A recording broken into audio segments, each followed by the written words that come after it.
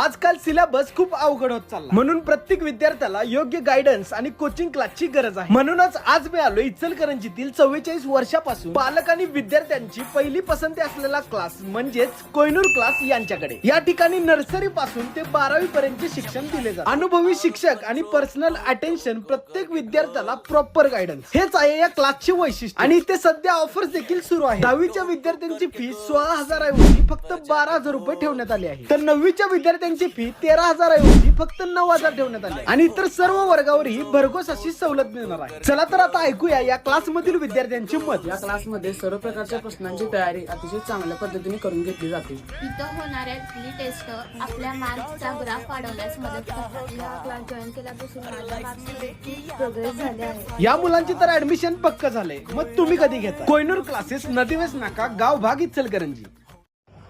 नमस्कार, मी सद्दाम सिंग मुल्ला। आपण पाहतात SM नेटवर्क पुस्तक पीपल मराठी।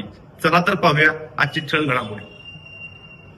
किरकोळ वादातून सख्या भावाचा खून, आरोपीला स्थानिक गुन्हे अन्वेषण शाखेने अवघ्या काही तासात केली अटक।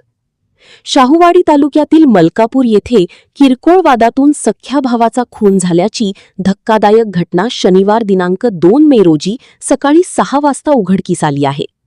या प्रकरणातील फरार आरोपीला कोल्हापूर स्थानिक गुन्हे अन्वेषण शाखेने अवघ्या काही तासांत अटक करत गुन्ह्याचा छडा लावला आहे। याबाबत आज रविवार दिनांक 3 मे रोजी सकाळी 8 वाजता पोलिसातून मिळालेल्या माहितीनुसार छत्तीसगड येथील नरेंद्र इतवारी सिदार आणि भिरेंद्र इतवारी सिदार हे सख्खे भाऊ मलकापूर येथे भाड्याने राहत होते। दोघेही मजुरी करून आपला उदरनिर्वाह करत होते। शुक्रवारी रात्री किरकोळ कारणावरून दोघांमध्ये जोरदार वाद झाला।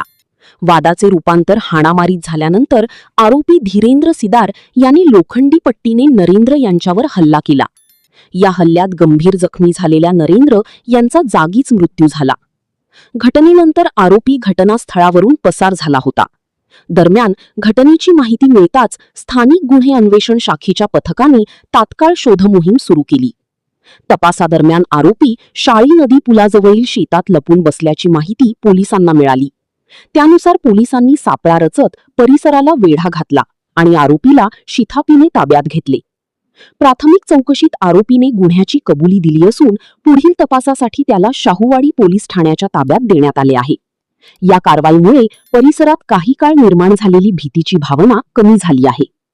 सदरची कारवाई पोलीस अधीक्षक निलोत्पल बसू, अप्पर पोलीस अधीक्षक बी धीरज कुमार आणि उपविभागीय पोलीस अधिकारी आप्पासो पोवार यांच्या मार्गदर्शनाखाली स्थानिक गुन्हे अन्वेषण शाखेचे पोलीस निरीक्षक सुशांत चव्हाण, उपनिरीक्षक संतोष गळवे, अनिल जाधव व त्यांच्या पथकाने यशस्वीरित्या पार पाडली।